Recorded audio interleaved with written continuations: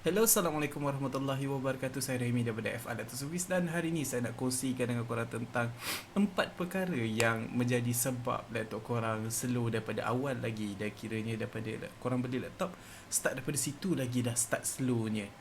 Okay, so jom kita mulakan.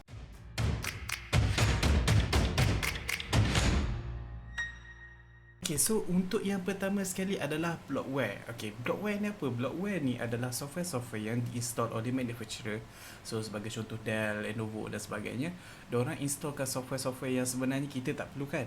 Tapi benda tu akan running dekat background ataupun dia akan running dekat startup. Okay, so apa yang kita boleh buat? Kita boleh uninstall, kita boleh buang software-software yang kita tak pakai dan kemudian kita just simpan apa yang kita pakai je lah.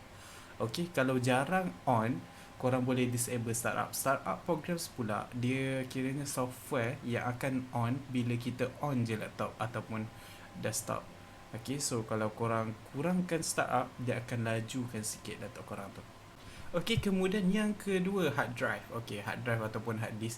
So kalau ikutkan hard disk yang datang pada laptop korang yang pakai Windows 10, memang dia akan menyebabkan laptop korang akan jadi perlahan sedikit. So kalau ikutkan, apa yang korang perlukan adalah SSD tau. Okey, so kalau korang nak beli laptop lain, korang wajib cari laptop yang ada SSD. Sebab apa? Korang tak akan hadapi masalah slow ni.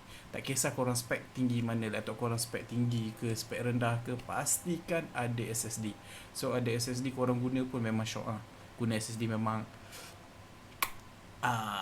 Okay, so untuk yang ketiga adalah power settings. Okay, power settings ni by default biasa dia akan set kepada balance. Sebab apa? Balance ni kiranya dia paling ideal lah.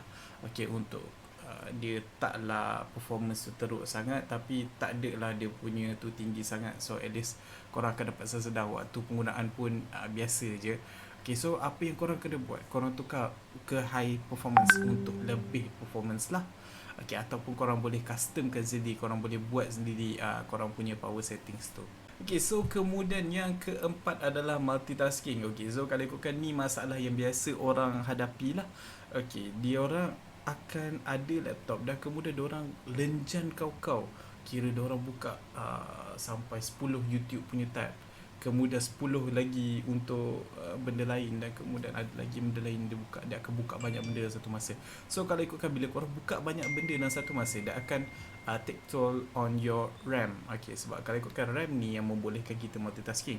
Okay, kalau semakin kecil jumlah RAM kita, kita sebenarnya kita kena kurangkan kita punya multitasking. Kita kena turunkan jumlah application kita buka dalam satu masa tu.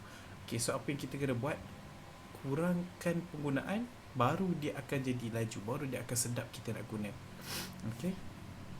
Okay, so sampai sini sahaja video untuk hari ni. Assalamualaikum warahmatullahi wabarakatuh. Kalau korang ada idea ataupun cadangan untuk video yang akan datang, boleh tinggalkan dekat ruangan komen. Saya merayu, saya dah tak ada idea dah ni, saya dah buntu. Dan sampai sini saja. Jumpa lagi. Rasa pelik lah dengan outro ni kan. Rasa pelik kan. Tak apalah, support lah. Tolong like and share. Terima kasih.